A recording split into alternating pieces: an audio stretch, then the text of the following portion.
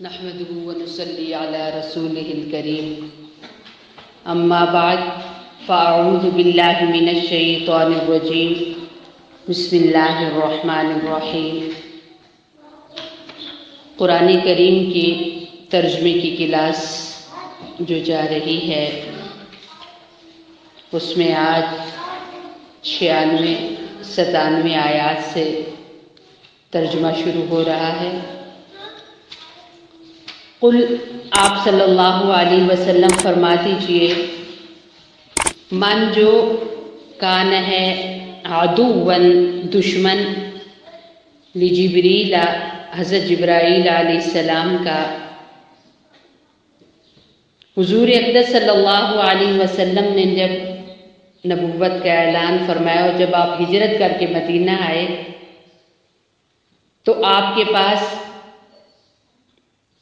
اہل کتاب آئے تو آپ علیہ السلام سے مختلف آپ کی نبوت کے حوالے سے باتیں پوچھی کہ ہم کچھ سوالات کریں گے، تو اگر آپ نے ہمیں جواب دیے تو پھر ہم آپ پر ایمان لے آئیں گے۔ انہوں نے جو بھی پوچھا حضور اقدس صلی اللہ علیہ وسلم نے انہیں ان کے جوابات دیے، تو پھر کہنے لگے کہ آپ کے پاس وحی کون لے کے آتا ہے؟ اللہ کے رسول علیہ السلام نے فرمایا کہ جبریل امین لاتے ہیں، اللہ کے فرشتے جبرائیل علیہ السلام لاتے ہیں۔ تو وہ کہنے لگے کہ جبریل امین جو ہیں ہمارے آباء و اجداد پر انہوں نے عذاب لائے، اور ایک بادشاہ تھا جو بعد میں ایک ظالم اور جابر بادشاہ ثابت ہوا، بخت نصر، جس کا ایک طویل واقعہ ہے جو اپنے مقام پر 15ویں پارے میں تفصیل کے ساتھ آئے گا۔ تو وہ اہل کتاب اس کے بارے میں کچھ باتیں اپنے بڑوں سے سنتے آئے تھے کہ ایسا ظالم بادشاہ ہوگا اور وہ بڑی تباہی مچائے گا۔ تو ایک بار جب وہ چھوٹی عمر کا تھا تو یہودیوں نے اسے قتل کرنے کا ارادہ کیا، تو جبریل امین سامنے آ گئے، تو وہ پوچھنے لگے کہ تم اسے کیوں مارنا چاہتے ہو؟ تو انہوں نے کہا کہ یہ بڑے ہو کر ظلم ڈھائے گا۔ تو جبریل امین نے پوچھا کہ کیا واقعی یہ وہ شخص ہے؟ تو ان لوگوں نے کہا کہ ہم نے تو بس سنا ہے۔ تو جبریل امین نے کہا کہ اگر یہ وہ شخص نہ ہوا تو یہ ایک ناحق قتل ہوگا جو تمہارے سر ہوگا، تو لہٰذا مت اسے مارو۔ تو اللہ رب العزت نے تو پھر اسی طرح لکھا تھا، وہ بڑا ہوا، اسے بادشاہی ملی اور اس نے بڑے ظلم و ستم کیے۔ تو یہودی کہنے لگے کہ یہ جبریل امین آگے آ گئے تھے اور اگر وہ نہ روکتے تو وہ بادشاہ مارا جاتا اور ہمارے آباء و اجداد پر جو ظلم ہوا وہ نہ ہوتا۔ اور اسی طرح پچھلی ہماری جو جتنی قومیں ہیں ان پر یہ عذاب لے کے آئے۔ ہاں اگر میکائیل ہوتے وہ وہی لے کے آتے تو ہم مان لیتے، کیونکہ وہ تو ان کا جو ڈیوٹی ہے وہ بارش برسانے پر ہواؤں کے اوپر مقرر ہے، تو ہم پھر بھی مان لیتے، لیکن جبریل امین چونکہ وہی لے کے آتے ہیں تو ہم نہیں مانتے۔ اللہ رب العزت نے فرمایا کہ قل آپ علیہ السلام بتا دیجئے، من جو کان ہے عدواً دشمن لجبریل حضرت جبرائیل علیہ السلام کا، فإنہ پس بے شک جبرائیل علیہ السلام نے نزلہ اتارا وہ قرآن پاک اعلیٰ قلبی کا آپ علیہ السلام کے دل پر، بإذن اللہ اللہ کے حکم کے ساتھ، یعنی جبریل امین اپنی مرضی سے کوئی کام نہیں کرتے، اللہ کا جو حکم ہوتا ہے وہی کرتے ہیں۔ مصدقاً قرآن پاک تصدیق کرنے والا ہے لما اس کی جو بین یدیہ اس سے پہلے کتابیں ہیں، وہدن اور قرآن کریم ہدایت ہے، وبشرا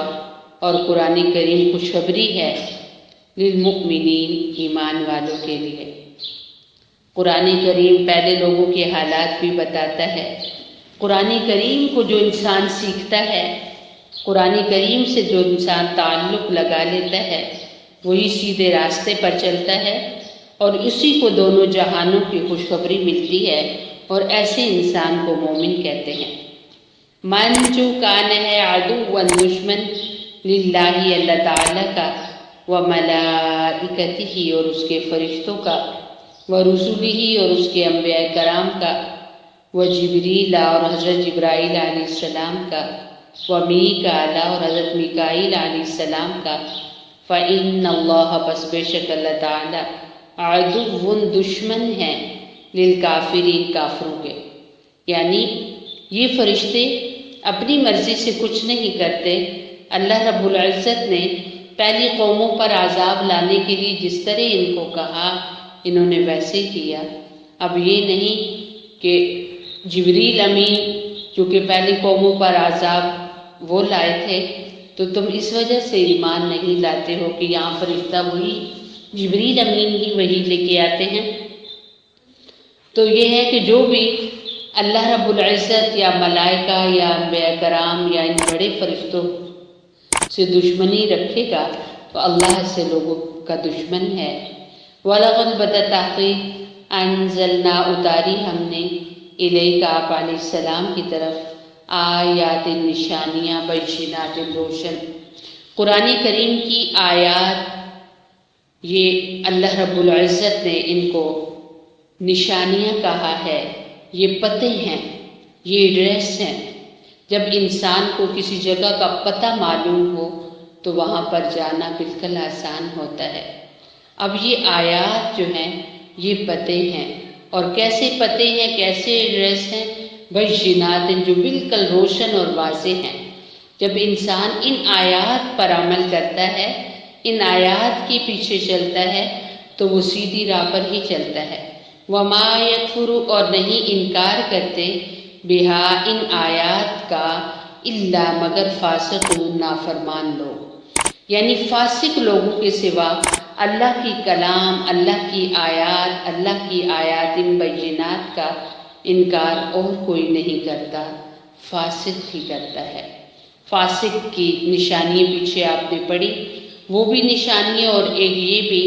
کہ یہ اللہ کی آیات کا انکار کرتا ہے۔ اوکلما کیا جب بھی عاہدو وعدہ کیا انہوں نے، عاہدن کوئی بھی وعدہ، تو نبذا توڑ دیا ہو اس کو، فریقن ایک جماعت نے، منہم ان میں سے، یعنی اہل کتاب ہی کے بارے میں کہا جا رہا ہے کہ اپنے انبیاء سے بھی انہوں نے کبھی جو وعدہ کیا، اور نبی علیہ السلام کے دور میں بھی آپ سے جب انہوں نے کوئی وعدہ کیا یا مسلمانوں سے کوئی وعدہ کیا تو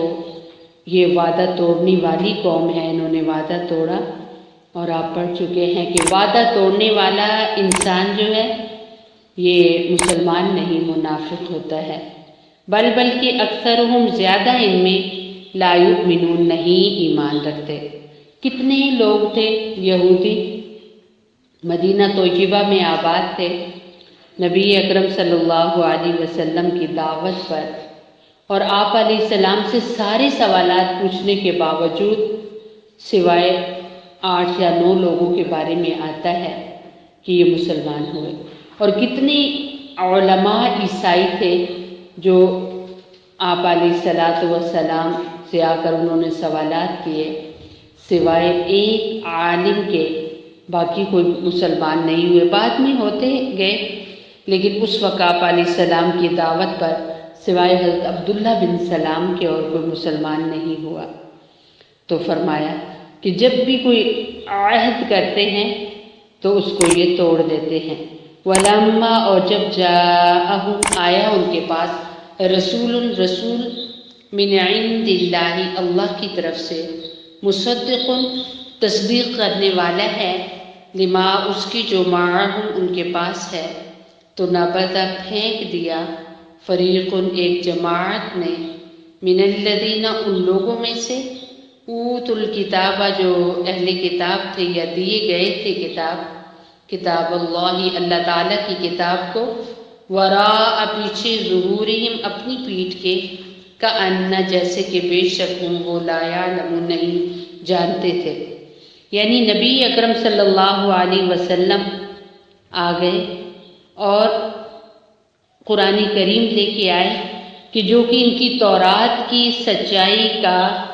دعویٰ کرتا ہے کہ تورات انجیل سچی کتابیں ہیں۔ جب بھی انہوں نے نہ مانا اور انہوں نے اپنی ہی کتابوں کے اندر جو جگہ ایسی تھی کہ جہاں یہ لکھا ہوا تھا کہ تورات اور انجیل کی تصدیق قرآن کرے گا، یا یہ لکھا ہوا تھا کہ قرآن سچی کتاب ہے اور آخری کتاب اللہ آخری پیغمبر علیہ السلام پر اتارے گا، تو انہوں نے اس کو سرے سے وہاں سے مٹا ہی دیا۔ واتبعوا اور پیروی کی انہوں نے، ما اس علم کی، تتلو جو پڑھتے تھے، شیاطین شیطان، اعلی ملکی بادشاہت کے وقت، سلیمان حضرت سلیمان علیہ السلام کے۔ یہ لوگ اس علم کے پیچھے چلتے تھے جو شیاطین علم پڑھتے تھے، یعنی جادو کا علم۔ حضرت سلیمان علیہ السلام کے دور میں جادو کا زور تھا۔ حضرت سلیمان علیہ السلام یہ خود بھی نبی ہیں، بادشاہ بھی ہیں، اور ان کے والد حضرت داؤد علیہ السلام نبی ہیں اور بادشاہ بھی ہیں، اور جو بنی اسرائیل کے پہلے بادشاہ تھے۔ اللہ رب العزت نے حضرت سلیمان علیہ السلام کو پوری دنیا کی حکومت دی تھی۔ کچھ بادشاہ تھے جنہیں اللہ تعالیٰ نے پورے دنیا کی حکومت دی تھی، ان میں سے 2 مسلمان تھے اور 2 کافر تھے۔ تو مسلمانوں میں ایک حضرت سلیمان علیہ السلام تھے۔ آپ کی حکومت انسانوں پر بھی تھی، آپ کی حکومت پرندوں پر بھی تھی، اور آپ اس طرح کرتے تھے کہ آپ کا ایک تخت تھا جو کہ ہوا میں اڑتا تھا، اور جس پر سایہ، پرندے ایسے قطار میں چھت بنا لیتے تھے، سایہ کرتے تھے، اور یہ تخت اتنا تیزی سے اڑتا تھا ہوا کی لہروں پر، ہوا کے دوش پر، کہ یہ گھنٹوں میں مہینوں کا سفر طے کر لیتا تھا۔ اور حضرت سلیمان علیہ السلام کی حکومت جنات پر بھی تھی۔ تو لوگوں نے یہ جو آپ کی حکومت تھی اور آپ کے معجزے تھے کہ آپ کی حکومت جنات پر بھی تھی، آپ کی حکومت ہواؤں پر بھی تھی، تو لوگ کہتے تھے کہ یہ معجزے نہیں، جادو تھا۔ تو اللہ رب العزت نے فرمایا کہ یہ نبی ہیں، اور اللہ رب العزت نے ان کو جو حکومت دی ہے وہ اللہ رب العزت نے حکومت اور نبوت دونوں عطا کی ہیں۔ اور یہ لوگ حضرت سلیمان علیہ السلام کی تعلیمات کا انکار کرتے تھے، اور شیاطین جو علم سکھاتے تھے لوگوں کو جادو کا، وہ اس کو مانتے تھے۔ اور فرمایا کہ وما کفر، اور نہیں کفر کیا سلیمان، حضرت سلیمان علیہ السلام نے، ولیکن، اور لیکن شیاطین، شیطانوں نے، کافر کفر کیا۔ یعنی جادو یہ کفر ہے، اور یہ نبی ہیں حضرت سلیمان علیہ السلام، انہوں نے یہ کفر نہیں کیا بلکہ شیاطین کا یہ طور طریقہ تھا، انہوں نے یہ کفر اختیار کیا۔ اور فرمایا کہ یعلمون الناس السحر، وہ شیاطین سکھاتے تھے لوگوں کو سحر، جادو، وما، اور جو انزلہ نازل کیے گئے، علی الملکین، 2 فرشتے، ببابل، بابل شہر میں۔ بابل شہر وہی ہے جو حضرت ابراہیم علیہ السلام کی جائے پیدائش ہے۔ اللہ رب العزت نے حضرت سلیمان علیہ السلام کو جس جگہ کی حکومت عطا کی تھی اور بادشاہت، اور جس جگہ پر وہ نبی بنائے گئے تھے، وہ بابل شہر تھا۔ تو بابل شہر میں یہ جادو کا دورہ اور عام مشہور ہو گیا، تو اللہ رب العزت نے اس قوم کی آزمائش کے لیے 2 فرشتے بھیجے، ان میں سے ایک کا نام ہاروت تھا اور دوسرا ماروت تھا۔ یہ دونوں فرشتے لوگوں کو جادو کے فتنے کے بارے میں بتاتے، جادو کے کفر کے بارے میں بتاتے کہ جادو جو بھی سیکھے گا گویا اس نے کفر اختیار کیا ہے، لہٰذا جادو نہیں سیکھنا چاہیے، اس سے نقصان ہوتا ہے اور خصوصاً دوسروں کا لوگ نقصان کرتے ہیں۔ اور پھر لوگوں کو اس کے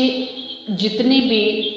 نقصانات ہیں وہ بتاتے تھے اور اس کے بعد وہ سکھاتے تھے۔ یہ ایک امتحان تھا وہاں کے لوگوں کا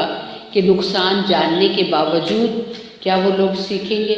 تو وہ لوگ کہنے لگے کہ ہاں ہم اس لیے سیکھیں گے تاکہ نقصانات سے ہم بچیں، لیکن انہوں نے ان فرشتوں سے وہ علم حاصل کیا اور پھر لوگوں کو اس کے ذریعے نقصان دینے لگے،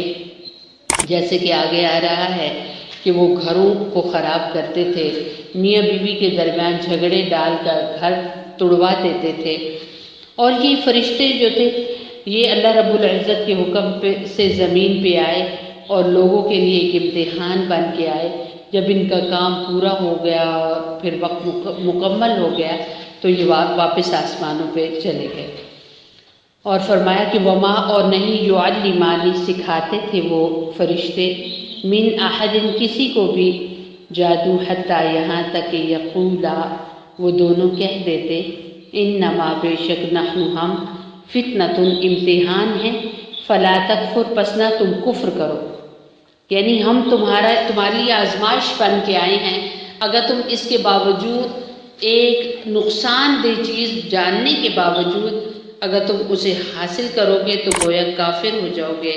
لہٰذا کفر نہ کرو۔ فیتعلمون پس وہ لوگ سیکھنے لگے منہما ان دونوں فرشتوں سے، وہ لوگ سیکھتے تھے ان دونوں فرشتوں سے ما وہ علم جس سے یفرقون وہ جدائی ڈال دے بھی اس سے بین المرئی شوہر کے درمیان وزوجہی اور اس کی بیوی کے درمیان، یعنی علم کے اس حصے کو وہ سیکھتے تھے، ان کلمات کو وہ سیکھتے تھے، وہ وظائف اور چلے وہ سیکھتے تھے کہ جس کے ذریعے وہ گھروں کو توڑ دیں۔ اور پھر فرمایا وما ہم اور نہیں وہ لوگ بضارین نقصان کر سکتے بھی جادو کے ذریعے من احد کسی کا بھی الا مگر باذن اللہ اللہ کے حکم کے ساتھ، یعنی اگر اللہ نے تقدیر میں نہ لکھا ہو تو کوئی کسی کا کچھ بھی نہیں کر سکتا۔ یہی مذہب اسلام کی دعوت ہے کہ انسان یہ خیال رکھے کہ اللہ کی طرف سے سب کچھ ہو سکتا ہے اور اللہ کے غیر کی طرف سے کچھ بھی نہیں ہو سکتا، چاہے کوئی کتنا بڑا جادوگر ہو، چاہے کوئی کتنا کچھ جانتا ہو، وہ کسی کا ایک ذرا بھی نقصان نہیں کر سکتا۔ ہاں اگر تقدیر میں ایسا لکھا ہے نقصان نہیں ہونا ہے، پریشانی نے آنا ہے، تکلیفوں نے آنا ہے تو پھر ان کو کوئی ٹال نہیں سکتا، اور اگر نہیں آنا تو کوئی وہ تکلیفیں لا نہیں سکتا۔ اور پھر فرمایا کہ وَيَتَعَلَّمُونَ اور وہ سیکھتے تھے ما جو یضرہم نقصان دے ان کو ولا اور نہ ینفع فائدہ دے ان کو، یعنی انہوں نے اس علم کو سیکھا جو دوسروں کے لیے نقصان کا باعث ہو فائدے کا باعث نہ ہو۔ تو کوئی بھی انسان ایسی کوئی بھی چیز سیکھ لے جو دوسروں کے لیے نقصان کا باعث ہو، نقصان کا ذریعہ ہو اور فائدے کا ذریعہ نہ ہو، تو پھر یہ علم اور یہ چیز اس کے اپنے لیے بھی بہت سخت نقصان دہ ہے۔ اور پھر فرمایا کہ وَلَقَدْ بَتَتَاكِ عَلِمُوا جان چکے تھے وہ لا البتہ من جس نے بھی نشتراہ خریدا یا سیکھا وہ جادو کا علم ماں نہیں ہے لہو اس کے لیے فی الآخرتی آخرت میں من خلاق کوئی حصہ، یعنی انہیں اچھے طریقے سے یہ بات پتہ تھی کہ جس انسان نے بھی علم سحر سیکھ لیا اسے آخرت میں کچھ نہیں ملے گا، یعنی ایسا علم سیکھنا جسے جادو کہا جاتا ہے، اور جادو کا علم ایسا علم ہے کہ جس کے ذریعے دوسروں کا نقصان کیا جائے، دوسروں کے درمیان جھگڑے ڈالے جائیں، دوسروں کے درمیان پریشانیاں ڈالی جائیں، ایسا جادو جو دوسروں کے نقصان کے لیے ہو، جس انسان نے بھی ایسا علم سیکھ لیا وہ آخرت سے فارغ ہو گیا، آخرت میں اس کے لیے کوئی نفع نہیں، یہاں تک کہ حدیث پاک کا مفہوم ہے کہ جو انسان کسی جادوگر کے پاس جاتا ہے، کسی نجومی کے پاس صرف جاتا ہے، یعنی یہ پوچھنے کے لیے کہ پتہ نہیں مجھ پہ کیا ہو گیا، میری تو حالات بگڑ گئے ہیں، تو حدیث پاک میں آتا ہے 40 دن تک اس انسان کی نماز قبول نہیں ہوتی۔ اور پھر فرمایا کہ وہ لوگ جنت میں نہیں جائیں گے، یہ ایک جگہ کا قول ہے، علماء فرماتے ہیں کہ وہ لوگ جنت میں نہیں جائیں گے جو ان پر یقین رکھتے، یہ ٹونوں پر یقین رکھتے ہیں جو جادوگروں کے پاس آتے جاتے ہیں۔ اور فرمایا کہ جنت میں بے حساب وہ لوگ جائیں گے جن کے دل پرندوں کے دل جیسے ہوں گے۔ وہ لوگ کون سے ہیں؟ جو متوکل ہیں، یعنی وہ جو جادو پر اور ٹونوں ٹوٹکوں پر یقین نہیں رکھتے۔ تو جس انسان نے بھی ایسا علم سیکھا، جس انسان نے بھی علم نجوم حاصل کیا، جس انسان نے بھی ایسی چیزیں سیکھی کہ جس کے ذریعے نمبر 1 ایسا علم سیکھا، ایسے الفاظ سیکھے جن الفاظ میں اللہ کے علاوہ سے مدد چاہی گئی ہو، فرشتوں سے، جنات سے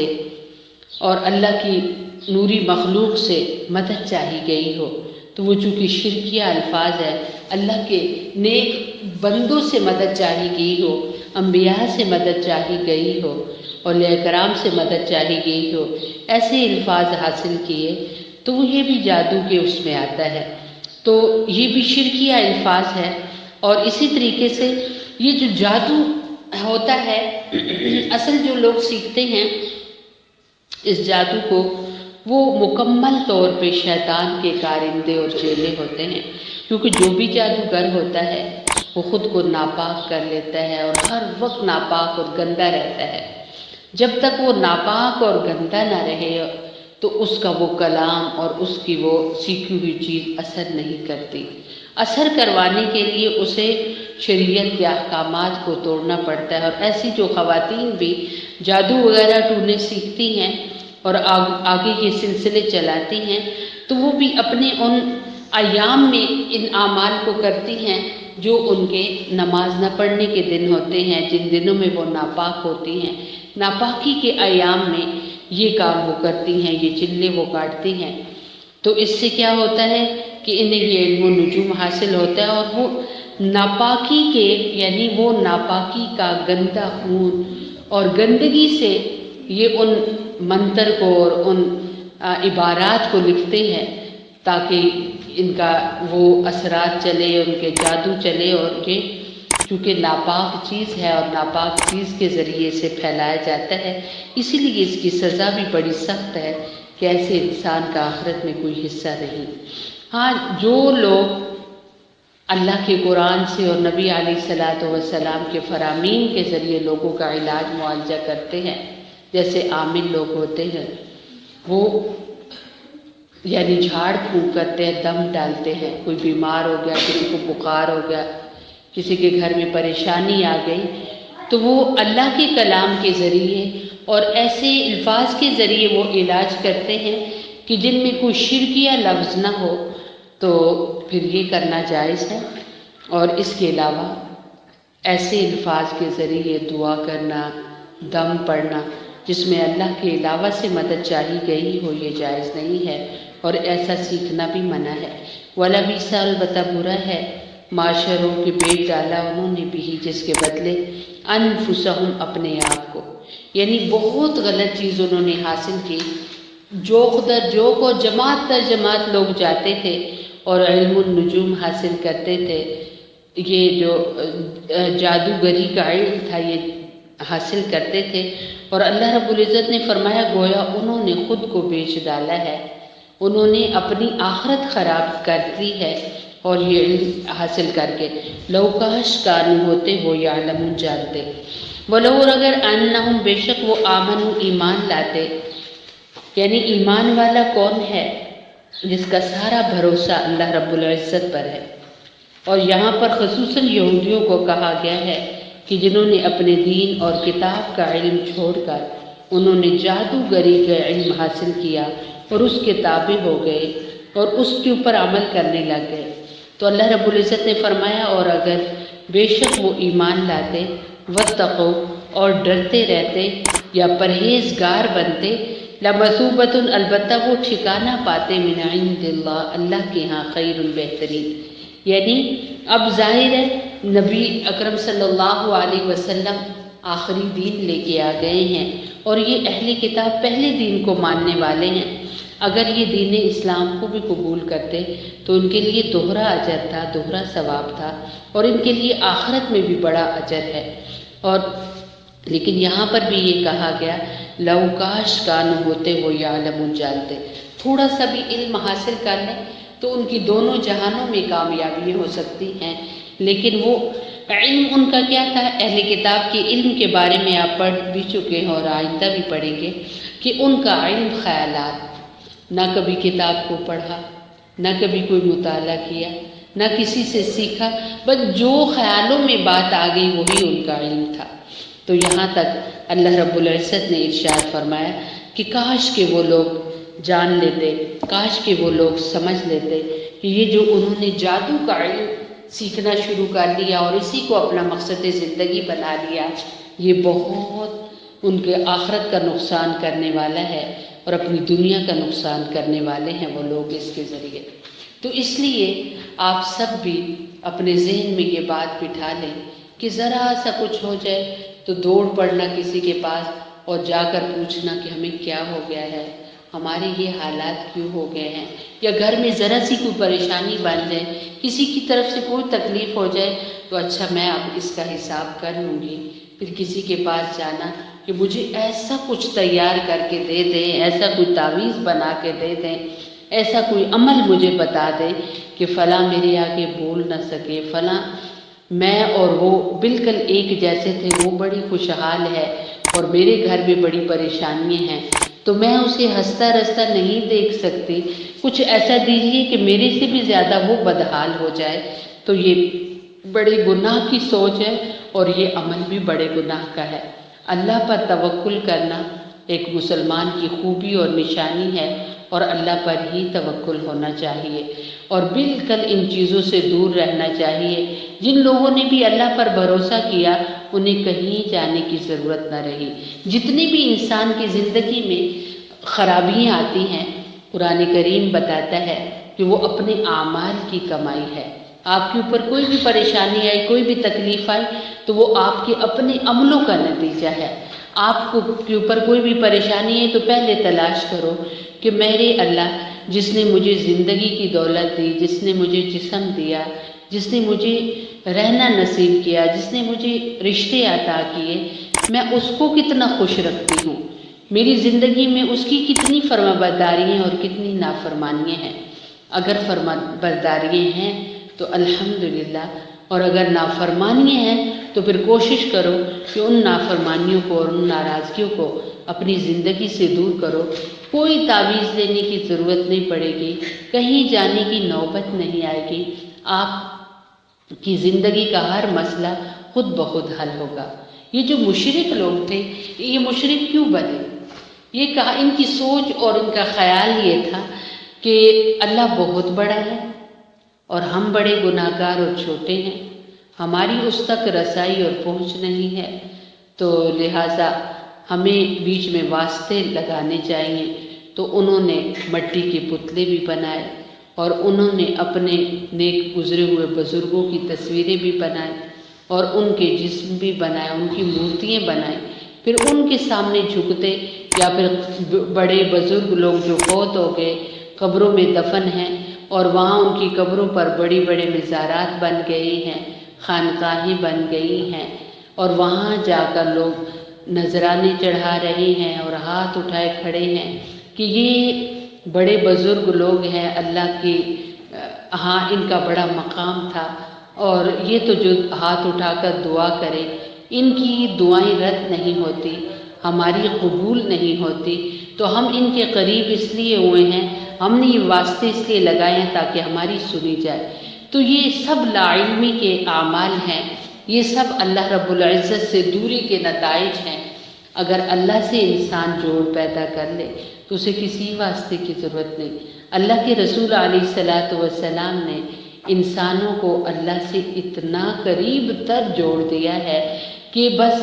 ہاتھ اٹھانے کی دیر ہے اپنی راہیں صحیح کرنے کی دیر ہے، اپنا خیال بدلنے کی دیر ہے، انسان کی سب مشکلیں حل ہو جاتی ہیں۔ اللہ رب العزت اتنے بڑے ہیں تو انسان کی مشکلیں تو اللہ کے سامنے کوئی حیثیت ہی نہیں رکھتی۔ تو اللہ کے سامنے انسان اپنی مشکلات کو رکھے، اللہ سے مانگے، اور پھر اللہ رب العزت کی ذات وہ ہے کہ جو یہ نہیں کہتی کہ بھی آپ تو اتنے گندے ہو، آپ اتنے غلط کام کر کے آئے ہو، میں آپ کو نہیں دیتا۔ علماء فرماتے ہیں کہ زندگی کی کسی بھی موڑ پر انسان کو خیال آ گیا اور اس کی توجہ اللہ رب العزت کی طرف ہو گئی تو اللہ رب العزت اسے ماضی کا طعنہ بھی نہیں دیں گے اور معاف کرتے ہوئے اسے اپنا بنا لیں گے۔ تو یہ سارے واسطے وہی انسان تلاش کرتا ہے جس کا اللہ سے تعلق کٹا ہوا ہو۔ بڑے گناہوں میں سے اور کبیرہ گناہوں میں سے یہ گناہ بھی ہے جادوگری کا علم السحر جو ہے، یعنی جادو کا علم سیکھنا یا جادوگروں کے پاس جانا یا جادوگروں کی باتوں پر یقین رکھنا۔ اپنی زندگی سے اس چیز کو ہمیشہ کے لیے دور کر دیجیے۔ قیامت کے دن اللہ نظر رحمت سے ان لوگوں کو نہیں دیکھیں گے جنہوں نے جادو کا علم سیکھا یا جادوگروں کے پاس گئے۔ آپ نے بھی پڑھا ہے کہ کاش یہ لوگ ایمان لے آتے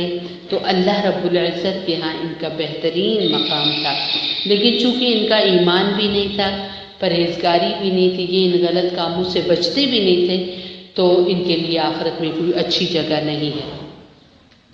اللہ رب العزت علم السحر سے سب کو محفوظ رکھے۔ اللہ تعالیٰ اپنی ذات کے ساتھ مکمل اعتقاد اور یقین نصیب کرے۔ یہاں پر رکوع مکمل ہوا۔ اللہم اغفر لی امتی محمد صلی اللہ علیہ وسلم، اللہم ارحم لی امتی محمد صلی اللہ علیہ وسلم، اللہم اصلح لی امتی محمد صلی اللہ علیہ وسلم۔